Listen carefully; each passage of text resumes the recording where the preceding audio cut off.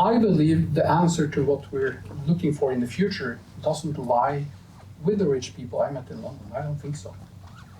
I, for one, believe it's going to be found in Africa. And the reason why I say that is I'm going to show you. So there's no sound on this, but you can imagine.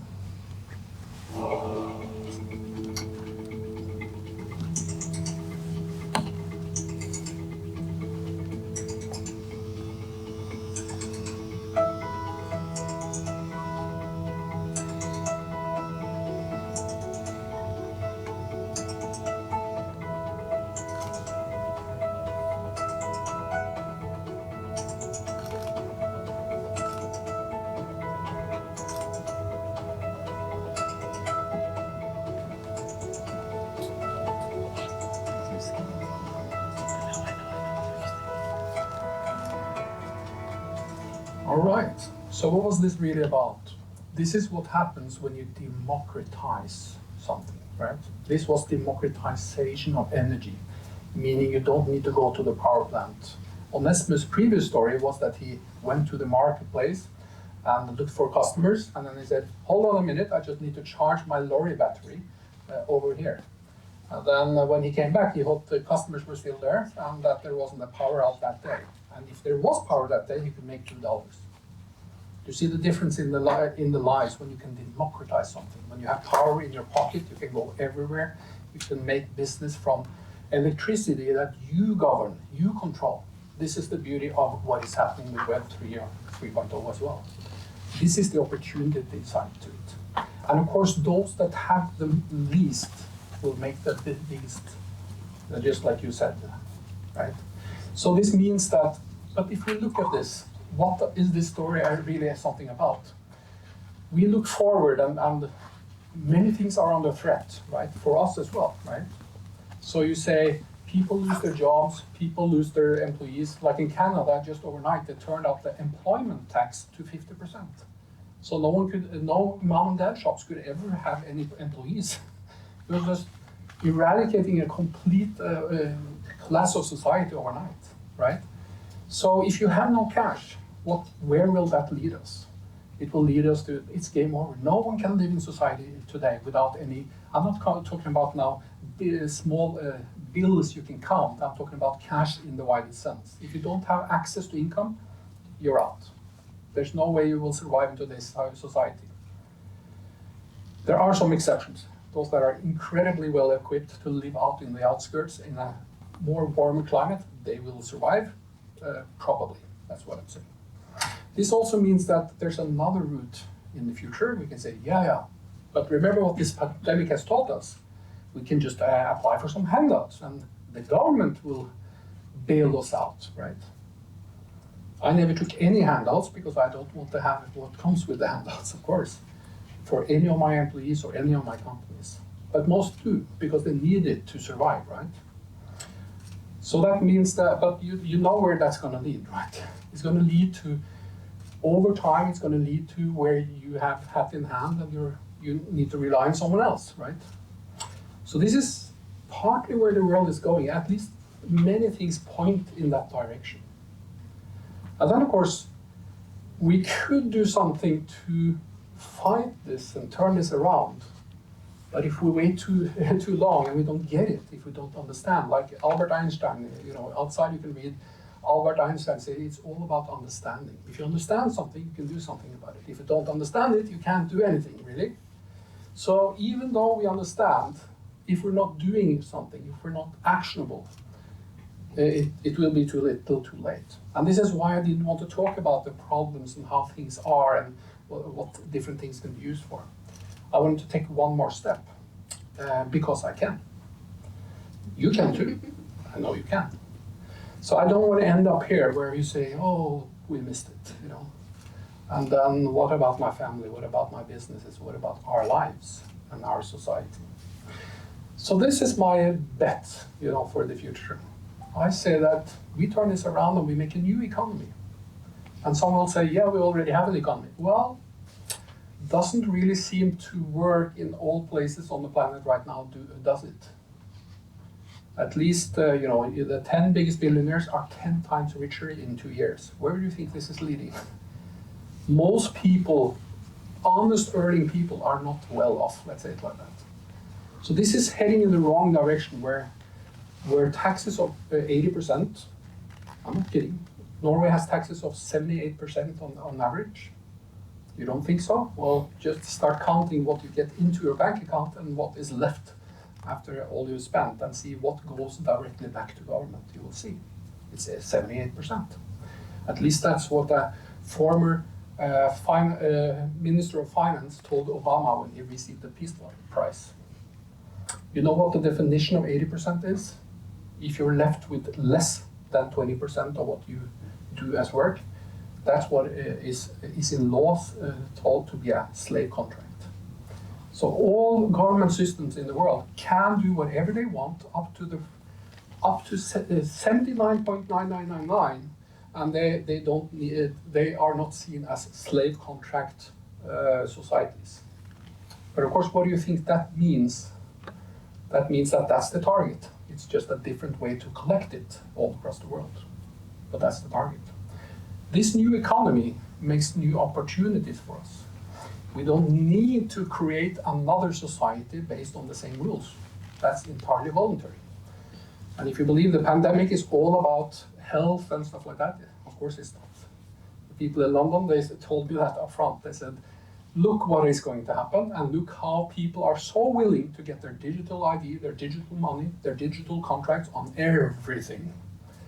And once you have a digital contract, you know what that means? You can't choose to ID yourself. You are ID'd. You can't choose to enter into a contract. You have contracted. You can't choose to reject a contract, because then you're out of society. Think about this for a minute. That's what it's all about. But I, for one, I believe there is more freedom and more independence if we develop a new economy and we have all the tools that we need. Think about if it was possible to have something that is permissionless. We didn't need a license from any government. We could just start here and now and say, let's form a society of like-minded individuals and let's start doing something. We don't ask for permission of anyone. It's permissionless. Let's say we don't need to actually be handshaking or be in contact with each other and show who is who. It's contactless, right? I can deal with someone on the far back end row here without knowing who they are, because I can't really see them, I'm sorry. So I need to do that, right? That would be beneficial, wouldn't it? Or even your family members in India today. And then, of course, we can do something that is borderless. I can tell you about some of the 18 companies that I own. What happens, do you think, if we want to establish a department or a sister company or a subsidiary in another country? That's 500,000 NOK to Ernst & Young just to calculate who is getting the tax and where is the IP residing and what happens if the company defaults and all these issues. With the new economy, there's nothing like that. It's borderless. You can employ people wherever you want. You can pay them wherever you want. You can transfer value, IP, across borders, and so on. That also means, to a certain extent, of course, that it's secure and private. But don't be fooled. Every time it says secure and private, it always means for the people that are not in intelligence and not in government. That's what it really means. There are certain exceptions to this rule, of course. Some may claim that Bitcoin is actually so secure, the governments can even do anything about it. But then they deal with it differently, I promise you. Because the governments can never accept that we can do whatever we want without them knowing. That's impossible. But of course, we can use the tools to our advantage. So that means that we can create a life, but also business, the way we want to see it. And that's the beauty of the new technology, the beauty of the new social models, and Web 3.0 allows this if we use it in the right way. But if you sit back and wait for what the government will serve you, or what the big corporations will serve you, I can assure you, they don't have your best interests. That's not their... It needs to be like that. They don't care about you. They care about what is left for us, or how can we stay in power. This is the time to turn that around and do it like Onesimus and say, he works from less than $2 a day to have thousands of dollars a year because he's independent. He doesn't ask anyone, and he has all the power in his hands to do so. So what does this mean? This means that the democracy is left behind. We know that. There's no more democracy as we thought it was. That's bygones. The Great Reset is here. The UN, the WHO, all these are supranational institutions with protocols that decide Norwegian politics. I'm not kidding, just look it up. Norway is under the international treaties and the international doctrines, actually, I would call them. So there's no one, if you look at the top of the Stortinget, you will see the Orlogsflagget. Do you know what that means? We are at war, and we have been for a while. It's not the Norwegian flag over Stortinget, it's not. And it hasn't been for a long time. So it means we're not governed by Stortinget. That's what it says. So democracy is over. Then the model of China is technocracy. So when Kissinger and Brzezinski in the 70s went to support Mao, they said, let's build a technocracy, a perfect model of how we can govern a society by the rule of one force. And they have succeeded quite well, right? And if you look up at YouTube, you should look up women's some event with Trudeau, and you will see what the women asked Trudeau. So who do you admire in the world? What country? And then he says China, because it is a dictatorship where they can change like this. That's what he says. So just look for what they're saying. They are telling you where they're going. It is going to be a technocracy, AI governed. That's where the future is leading if someone else leads it for us. Quite luckily, there are tools and stuff that we can use to do something else. Because if an AI can direct our lives, so can we. We can also use AI. We can also use technology. So how can we create something that can sidestep these gatekeepers? Remember, I lived and worked in London. I visited some of these richest families, and I can promise you the price of gold or silver, for instance, it's not set by the market. It's 5 families calling each day at noon, and then they set the price. I can tell you in private how that works. So it means that there are gatekeepers here. Someone that allows things to happen and not. But there are ways to circumvent that, right? So we can actually, because remember, each and every one of you is unique. You have unique abilities. You're born with some unique abilities. You can develop your unique abilities, and each and every one of us has a perfect place in society. If we don't just listen to our parents or whomever else that says it's better to have a good daytime paid job than being an artist, for instance, which is completely bollocks. Do you know Harvard has studied this? They said those that completely go for being an artist, they on average make more money in their lifetime than those that become an accountant or something else, right? So it's just bullshit. But recognizing that we are the creators. Governments and big corporates, they are the opposite. They're the one extracting the value of our creation, right? So this means that what we actually need is a new economy where participation by us can lead to reward for us. Wouldn't that be good? Doesn't sound like the capitalism anymore where you have the gatekeepers making sure that, we want to invest unless we make all the money, right? And I'm not saying communism either, it's just as bad. That's not what I'm saying. I'm saying the creator economy. Those that create, they participate, and they get reward for their contributions.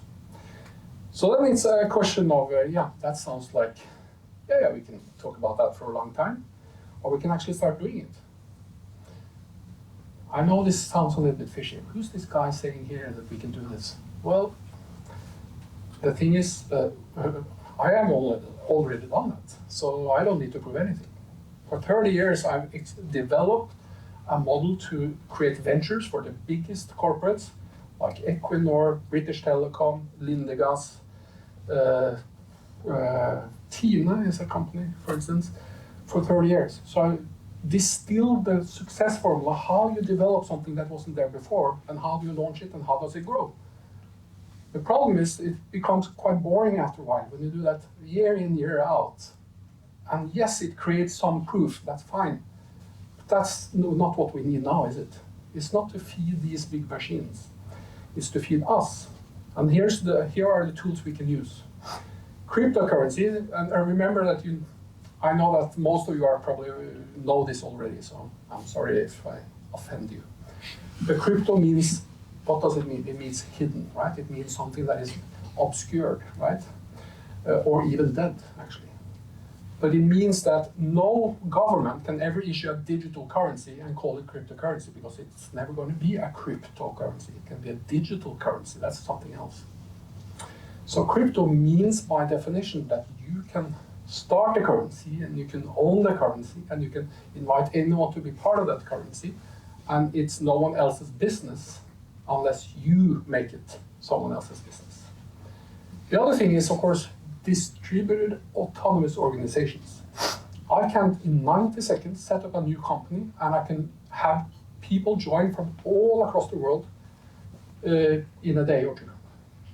That's the threshold today to establish a new organization that can be autonomous, have their own rules, voting rights, everyone can invest in it. You see? 90 seconds, that's what it takes. So then, of course, that sounds like a good idea. Why don't everyone do that? But then, of course, you can have smart contracts, meaning that whatever money flows in, anyone that does work gets automatic distribution of the money. You don't need a HR payroll department or whatever. You just set up the contracts, and then it can live for hundreds of years if you want to. And it does the job. I'm doing this every single day. And you know this because you've been part of it. I never touched a button after the contract was made together with someone. The money was already in the account. Everything happened instantaneously. We didn't need to check it. And that's, of course, a little bit different than running a company or running several companies today. And then, of course, you can tokenize everything. It means that you create a digital representation of the value of whatever. That means that you don't need to care about how do I tax for my shares? How do I, who owns what? This is extremely easy today. But the only problem with all this is it's so easy that almost no one does it. And those that do it, they're quick winners mostly today, right? Not all, I'm not saying that. But they want to make a quick run for it and win big, right? But what you really want is to do this just like the economy works today, with investments and growth and team building, all that stuff. You want to systemize it so that everyone can do it.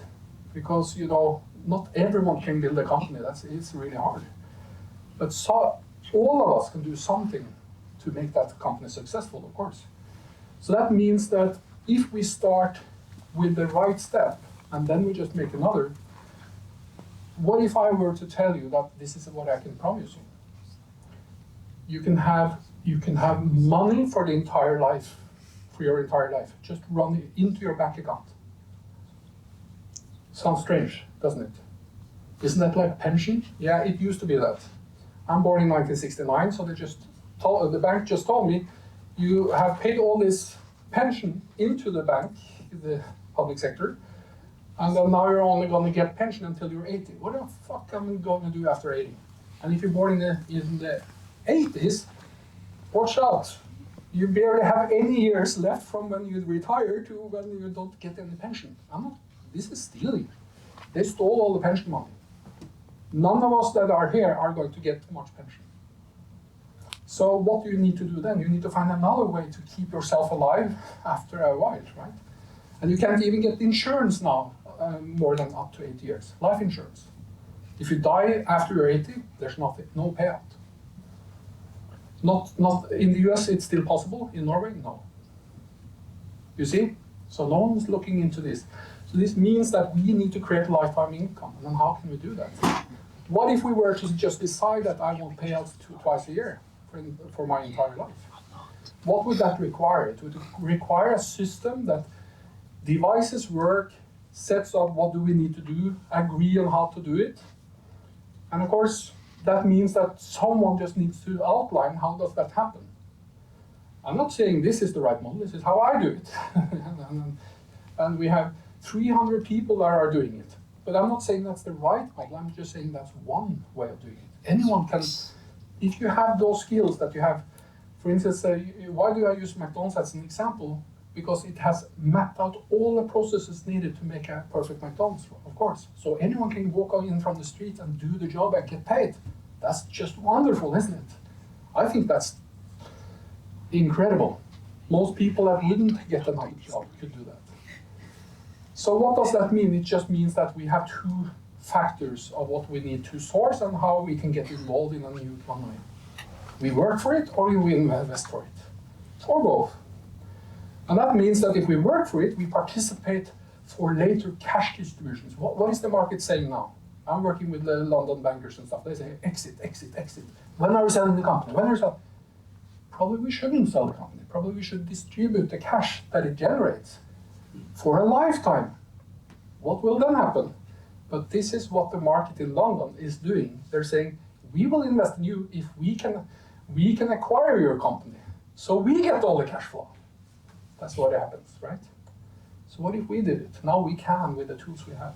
That means that someone just needs to map out what are the work packages to be done, and then you can select whatever you want, and then you can stake some of your money and have pay for some of your work, and then later you will have cash distribution for your work. Isn't that how it should be? Money for life, for investing your time and energy into doing important work, so a cash machine can be developed, something that plays well in the market. And then of course, someone is already thinking about how do we do that, how do we distribute that and tap into that type of work.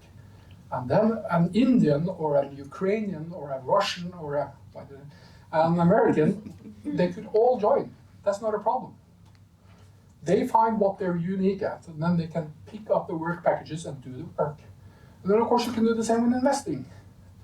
And here's where I got so, 3.5 years in London and only walking around to try to find who's going to invest in our companies and how is that going to play out. Then I found out it was way faster to just do it yourself. Just go out to the people and say, here we are. 380 people later, you have financed it, right?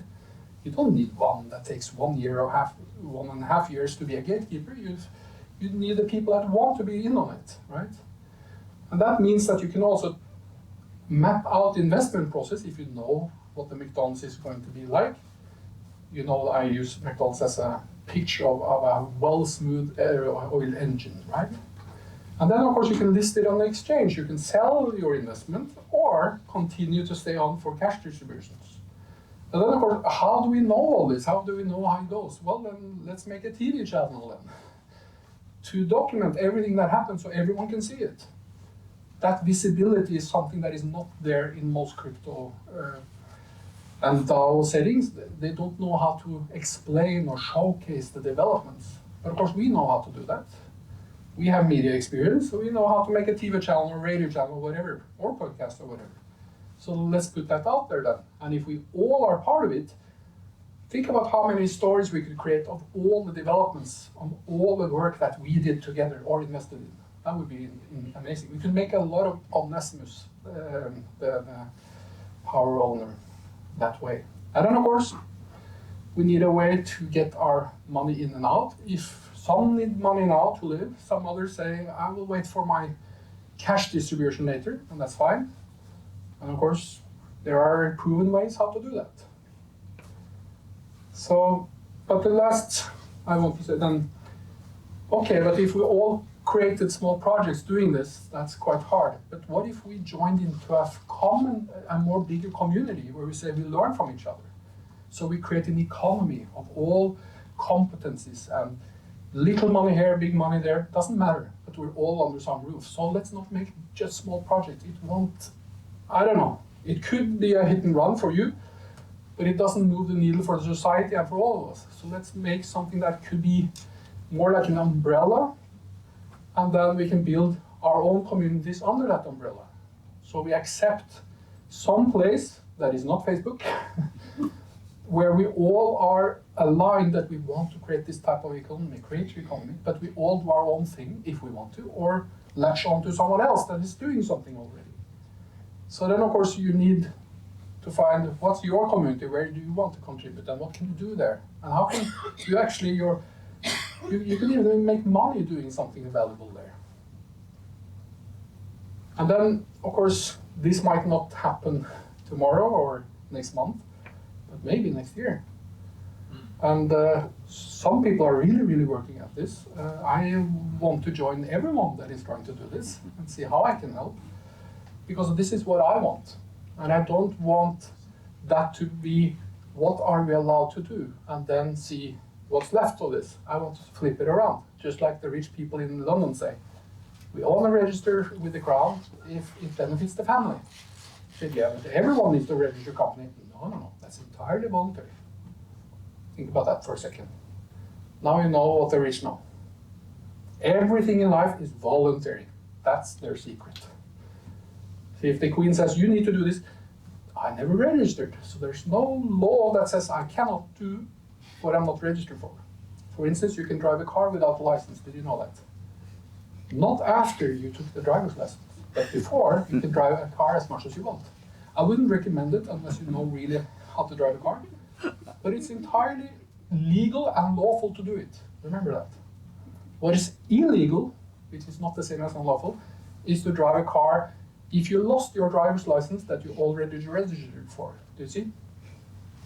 So first you need to make a contract, and if you break the contract, that has consequences. If you never made a contract, life is free.